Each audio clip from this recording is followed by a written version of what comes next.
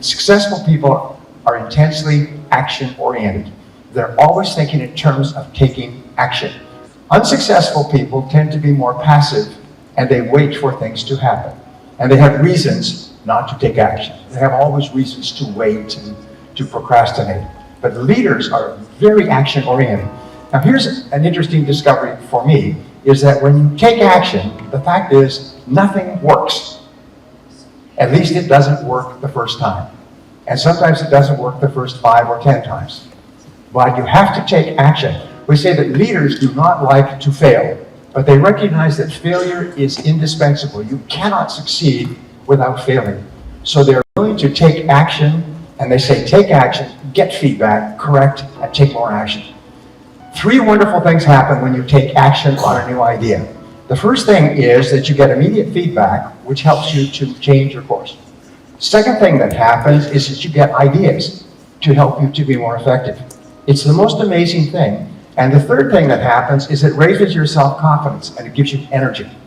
So you get 3 great benefits from taking action. And the action simply means take the first step. If you have an idea, take the first step.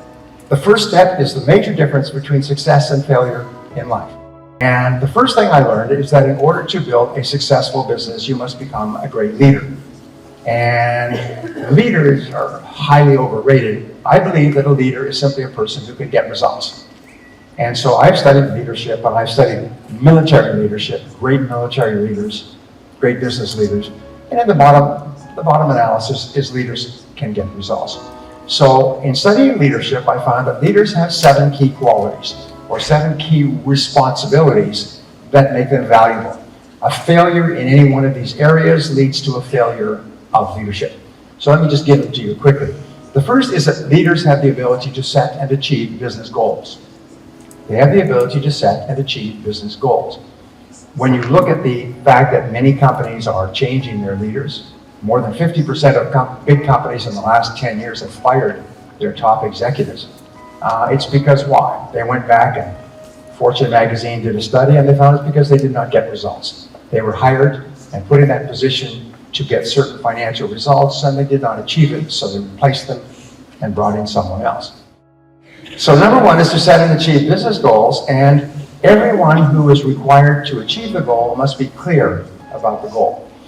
Some years ago, I had an opportunity to do some of these big seminars with 20 and 25,000 people, and one of the other speakers was General Norman Schwarzkopf, who was the general in charge of the military Operation Desert Storm against Iraq in 1991. And after he retired from the Army, he began giving speeches on leadership. Amazing man, amazing man. He had under his control, he had something like 350,000 troops under his control in the Desert War. And he explained to me something interesting. He said they spent 6 months of planning, 6 months, where they planned every day. All the key people were involved in the planning. And then they went back and they explained the plans to the soldiers, so that every soldier, every airman, every Marine knew the plan. And then when they launched the plan, the 2nd biggest army in the world defeated the 4th biggest army in the world in 103 hours, which is the fastest that has ever happened in all of human history. I mean, every other general just threw up their hands. How could you ever beat that? And it was because everybody knew the plan, and the plan was clear.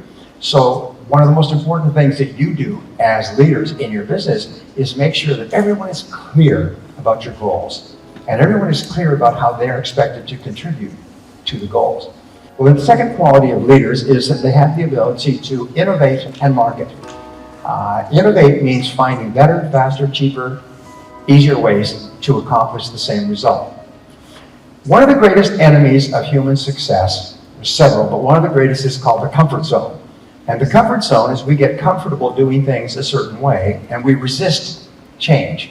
And we have to be really, really aware of this, because someone says, why don't we do it this way or that way? No. We resist automatically because we become comfortable. They did a study of leaders a few years ago, one of the best ever done. And the conclusion they came to was that leaders are aware of the danger of the comfort zone, so they continually move themselves out by setting bigger goals. They set big goals. So I would suggest to you, whatever business you're in, set a goal to double the size of your business. Set a goal to double the size of your business in 3 to 5 years. Now, people say, well, that's ridiculous. We've got a difficult economy, competition. Just set a goal. The interesting thing is when you set a goal, it forces you to think bigger. It forces you to think out of your comfort zone. It forces you to be open to different possibilities that you hadn't thought of before. Here's one of my favorite graphs that applies to personal life and it applies to business life as well. And basically it says that this is income, all right, over time, and this is time. And each company is on a particular growth path. When you start your career, by the way, when you start your career, you start off earning something. And then most people's personal income is like a bad week or a bad month on the stock market. Their income is like this, up and down, up and down, up and down. They're earning money, a lot of money, little money, a lot of money. And over the course of life versus lifetime, their income goes up at about 3% per annum if they're employed. If your income goes up at 3% each year, you never get out of debt, you never become successful. However, there's also a growth path. And this growth path is about 10% to 25% per annum. And this path is determined by knowledge plus skill. And the interesting thing is, the way you get off of this path, which is 80% of the population or more, and get onto this path, is by continually developing your knowledge and skill. The very best leaders will tell you that leaders are learners. According to a great study at the University of Chicago, the top 20% of people are on this growth path, is they're constantly upgrading their knowledge and skills in their business. And I could spend the rest of the day talking about this, but just one point is that you have to be continually asking this question. There's 25 years of research on this. The question is, what one skill would help you the most to make a greater contribution in your work right now? What one skill would help you the most to double your income? Or what one skill would help you the most to grow your business more rapidly? It's usually marketing. It's usually the development of better technology. It usually has to do with getting customers. But you have to keep asking, what one skill will help me? And then focus on developing one skill at a time. And this is the key discovery, is that top leaders focus on the one skill that can help them the most at this moment. That leadership is the ability to solve problems. That success is the ability to solve problems. So if I were to take your business cards, I know the job description of everyone in this room. Everyone here is a problem solver. That's all you do from morning to night. In fact, your ability to rise in life, like passing through school, is determined by your ability to pass the tests at each level. And if you keep solving the problems at your level, you get promoted to solve bigger problems. In fact, all you get in life for solving problems is bigger problems to solve. But with bigger problems comes greater responsibility, greater income, greater influence, greater authority. So how do you become an excellent problem solver? And this is a subject I love. I train IBM all over the country on problem solving. I know a little bit about the subject. And the answer is simply this: think about solutions. Focus on the solutions. Most people, when they have a problem, they immediately say, who did it? Who's to blame? Why did this happen? They become angry, they become depressed, they blame other people, but not leaders. Leaders say, what's the solution? And the more you think about solutions, the more creative you become. The more you think, what can we do now? What action can we take? What's the solution? Okay, it's happened. Rule for success, never worry about a past event that you can't change. Focus on what you can change, and you can change the present and the future. So always focus on the solution. Question, by the way, does anybody here have any problems? Of course. Now, interestingly enough, within every problem is contained the answer for the solution to that problem. Within every problem you have, there is an advantage or opportunity, if you find it. Within every problem you have in business or personal life, there's a lesson that you can learn that can help you in the future. So what is the difference? Is top people think about the lessons, the possibilities, what they can gain from the problem, and how to solve it. Average people think about what happened and who's to blame. So your job is simply like a searchlight. Take your brain and constantly think of what are all the solutions. My favorite exercise is this, by the way. Like this is not even in my talk, but it'll make you rich. is take whatever your problem is and write it at the top of the page in the form of a question. Let's say you want to double the size of your profitability in the next 3 to 5 years. So say, how can we double our profitability by December 31st, 2015? Be very specific about the amount and the time. And then write 20 answers. I call this the 20 idea method. Just keep writing 20 answers. Sometimes I'll come up with 30 answers. When I take management and companies through this, they'll come up with 30 or 40 answers. Just take and develop 20 answers to the question, and you will be amazed. You say, well, we could do this. By the way, there's 4 ways to change your life or your business. Only 4. And here they are. Number 1, you can do more of certain things. Number 2, you can do less of other things. So what should you do more of? Do more of the things that you're getting the best results from. What should you do less of? Do less of the things that you're not getting good results from. Number 3 is you can start doing something completely new. But because of the comfort zone, people are very reluctant to start something new. And you have to overcome that. What could you start doing that you're not doing today? New products, new services, new markets, new technologies. And number 4, and this sometimes is incredible, is stop doing certain things altogether.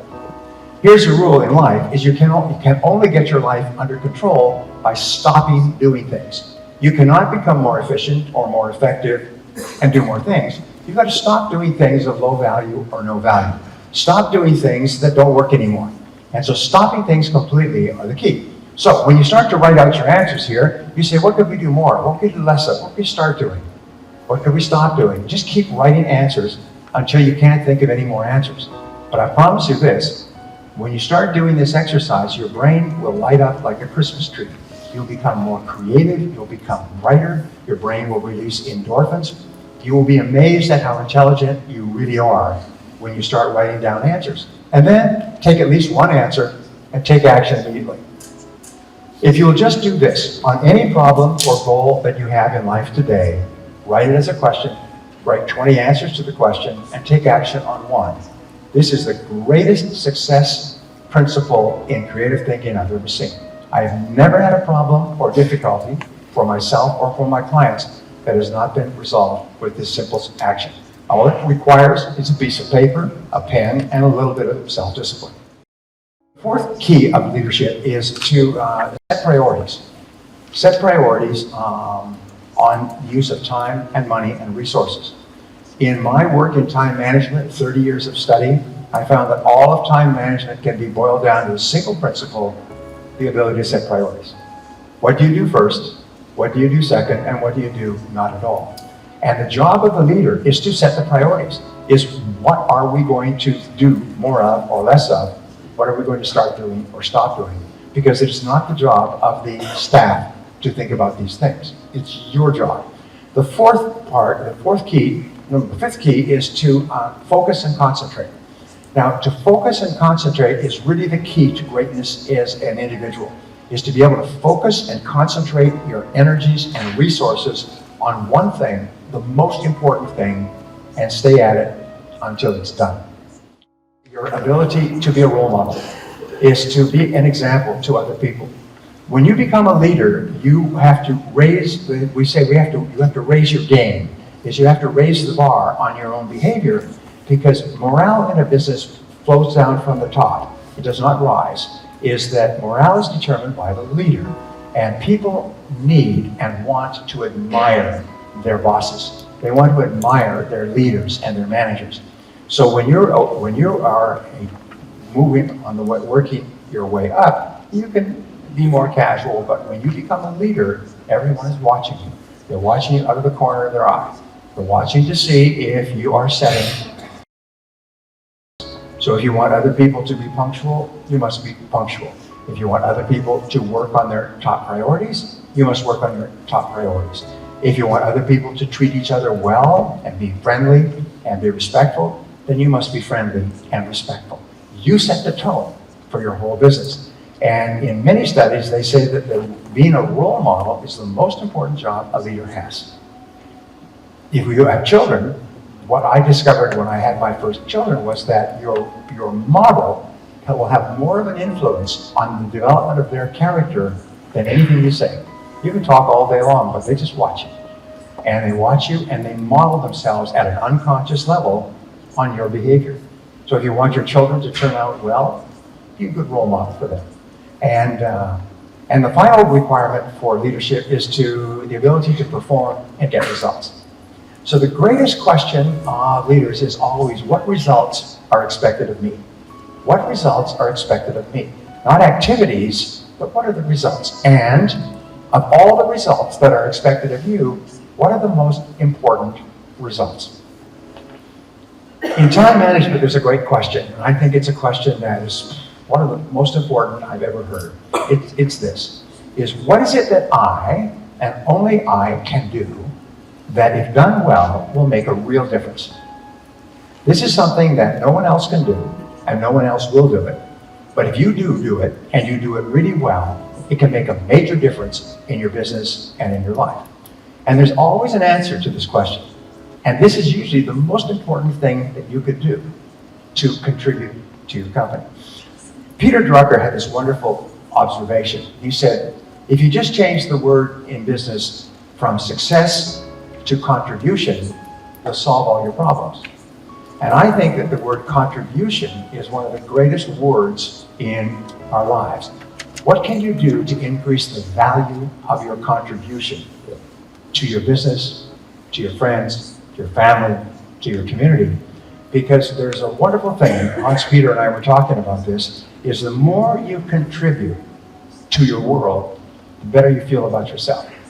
All human beings want to be happy. And how do we become happy? Well, happy is just a byproduct of making a valuable contribution to the lives of other people. What is the key to business success? 90% of business success is to have a great product or service in the first place. And the reason this is such a shocker to me was because I'm surrounded by a lot of entrepreneurs who are looking for smart, clever, tricky ways to sell their product, but not focusing on making the product excellent. And over the years, I have studied the subject of product quality and the relationship between product quality and sales and profitability.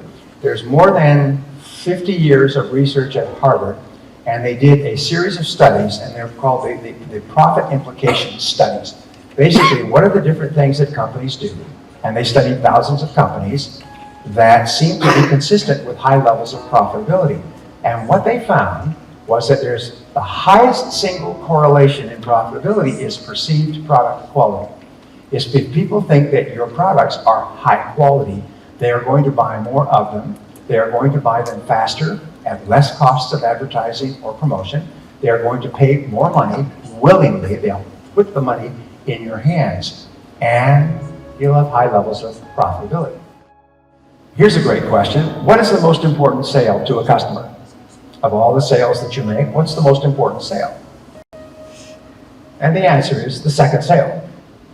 The first sale you can get through discounts, deceit, advertising, promotion, aggressive sales techniques. You can always get the first sale.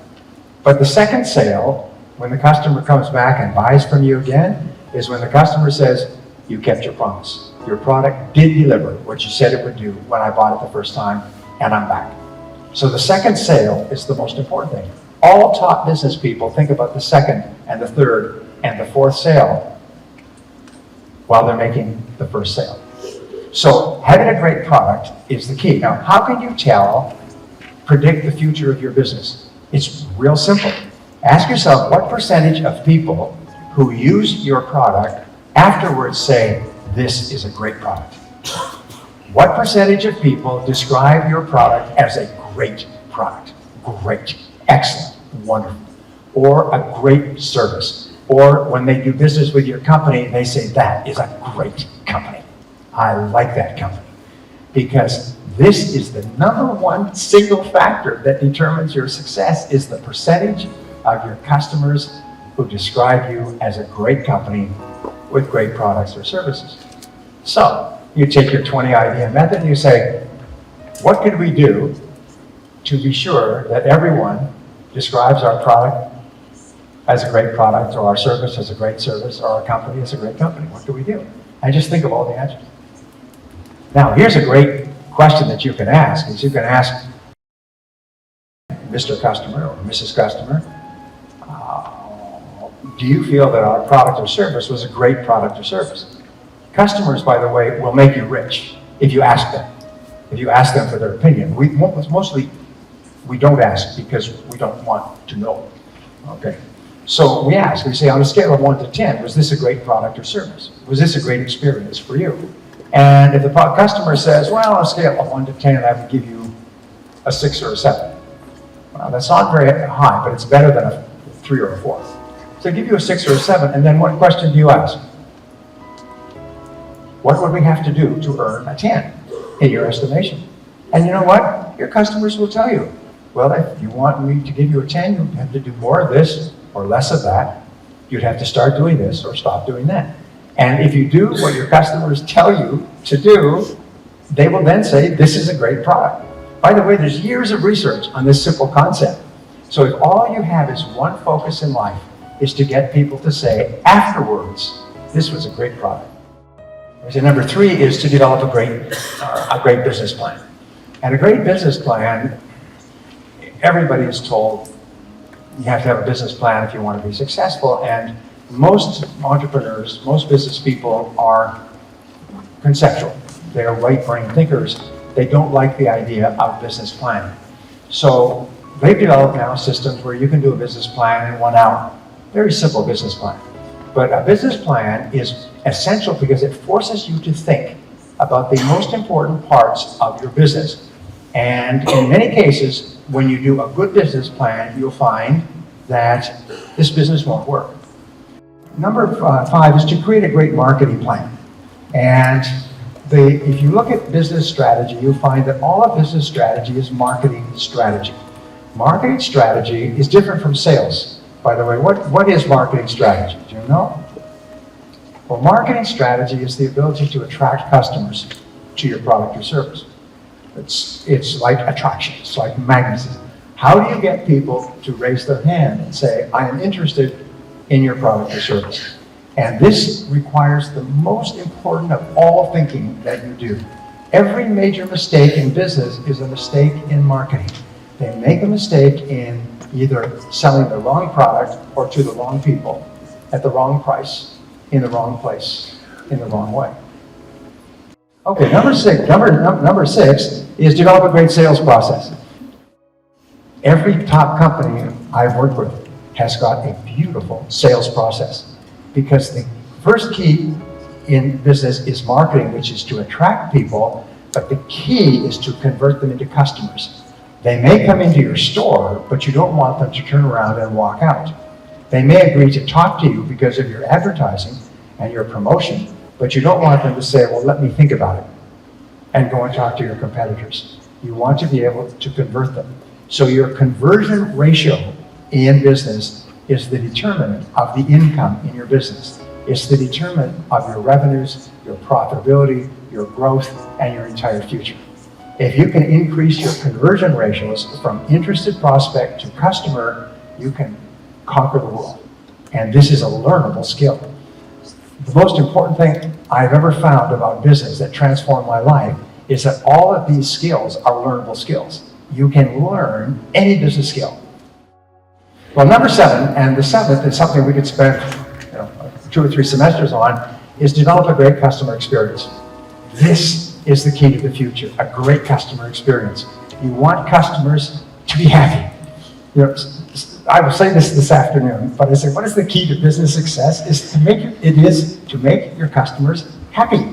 Make them happy that they did business with you, that they bought your product or service. And everybody in your company has to be thinking, how can we make our customers happy?